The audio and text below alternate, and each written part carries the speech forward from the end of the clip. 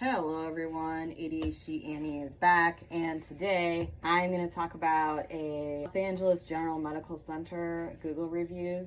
Also, I did consume my very first Dirty Lemonade. It has 10 milligrams of THC, something I typically don't do, but it's a no kids weekend for me. If any of you guys have experience with that, comment down below if that's a lot for someone like myself that doesn't do much, if any, THC at all. Ooh, I definitely feel the chilling effect.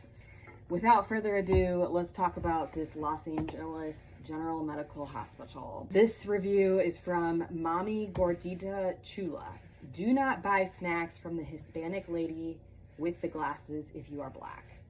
This lady is very racist and she is very ignorant. She tells black people that they are not supposed to speak Spanish because they are black.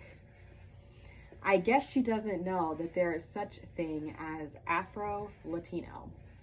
Anyways, the reason for my review is I used to come here about 10 years ago, and I learned that she's still working here. She tries to get people trespassed by picking fights with black people and then running to security and playing the victim. My favorite type of people, the ones that play the victim. Not. I don't care about anything other than protecting other people from what she did to my family. It is wrong for her to discriminate and say that because of your skin tone, you shouldn't be speaking a language. Yeah, I've never heard that before. I really haven't. Prior to this incident, I had good services with this place. The time you wait is pretty slow. They move very slowly, usually almost every hour before they call you if you have an appointment. I don't know how many times because I haven't been there in a while and I won't be returning due to the snack selling lady. I like that, snack selling lady. She left a bad taste in my mouth about this hospital. Another thing I've noticed is they treat their black patients really bad compared to the others. The black patients have a longer wait time than the others do. You know what? This is not the 1960s anymore. Mammy, I'm having a hard time believing this. Avoid this place if you can. So the next one we have from Dimitri Amor. 4 months ago, this place represents everything wrong with LA. There were homeless, I think he meant there were homeless people everywhere. Even inside the emergency room, and security appeared to not be allowed to do their jobs. The staff was lazy and spent more time chatting than actually working while there were people in literal tears in front of them. This hospital is terrible and so are its staff. The next one is by Sketch Ramirez. The Sketch, I must say, the parents, his or her parents, I don't know what this person's gender is. Whoever named that kid Sketch, they probably lost their grip on reality. Sketch says nurses didn't help. Hit the button several times. They pretended to take tests. The machine wasn't even connected. Restuck needles into the arm. Danger of infection. Yikes. Hadn't given pain medication until a whole day later. Horrible hospital, do not go here. Well, Sketch, I'm really sorry you had that experience, and the worst part is you waited a whole damn day to get pain medication. That's just a big resounding no for me, and I'm sorry they treated you that way. Okay, so the next one is Arlene Nunez. This was from 3 years ago. I know it's not the doctor's fault nor the staff that have waiting times for more than 8 hours to be seen in the emergency department. It just shows that there is insufficient staffing that fails to meet the quality health care of our people. POC is that people of color community. The majority of our community cannot afford to lose work nor wait for appointments that are long ahead scheduled to get resources or be seen by a healthcare provider, which often leads to the reliance of the emergency department.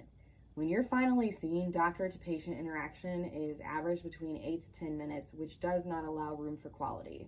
I'm speaking on behalf of my mother, who's been waiting since 8 p.m. last night, and it's now 7 a.m. and is most likely be heading to work right after because she does not want to get behind it. She claims she will be leaving at 8 a.m. if she is not seen. How many have left without being seen? Okay, how many have walked out AMA? The next one is VFBV. Working here as an RN was bittersweet, mostly bitter. So many negative reasons why I left this place. The toxic work environment has led me to have anxiety. I've never been so stressed out dealing with toxic coworkers who will do anything to get you in trouble. Managers will literally bully you. yell at you in the hallway. Your coworkers will make fun of you for making mistakes. Yeah, I hate employers like that. And to this RN here, thank you for what you do, and thank you for actually posting the truth. Their time clocking system is so antiquated and pre-industrial age. Oh, that would piss me off. I did not get paid several times because the manager forgot and misplaced my time cards on several occasions. And if you wanted to get paid ASAP, they will cut 35% from your paycheck. Otherwise, you'd wait for the next pay period. What? That's terrible. I also did my ICU training here, and that was the worst decision I made. Their instructors will literally set you up for failure if they don't like you. I was happy I found my unit on 8A. It was busy, but the people were really nice. Next, we have Moon Bunny Adventures. This was from 7 months ago. Avoid LAC USCER at all costs. If you have a choice from going between LAC USCER or dying in the street, well, at least the street won't violate your privacy and let a psych patient steal your identity and would be cleaner. Where do I even start? After confirming I had a fracture at urgent care, I was sent in circles between. This is just too long of a story. Do not come here in all caps. If you need emergency care, try Cedars-Sinai, Huntington Hospital, or literally anywhere that doesn't smell like suffering and biohazards. Shame on you, LAC. You are a disgrace to healthcare, an insult to patient dignity, and a prime example of why people avoid hospitals at all costs. Fix your staff, fix your system, and for the love of God and all that is holy, clean your facility. My next step will be a lawsuit, since that seems to be the only way your administration will take things seriously. Annie Wang, 6 months ago, sent there for a hold on suicidal thoughts on November 2024, and it's April 2025. Now when they came and charged me for $4,200. Seriously? I haven't even asked for paying my mental damages for the awful service. A woman I talked to leaked every information I told them to my parent without my I think she meant consent, including sexual orientation. Now that's not very, oh please, this person is a big old complainer. Now that's not very PC. I would rather choose to die peacefully instead of being imprisoned in a small room and having strangers watch over me for 28 hours straight.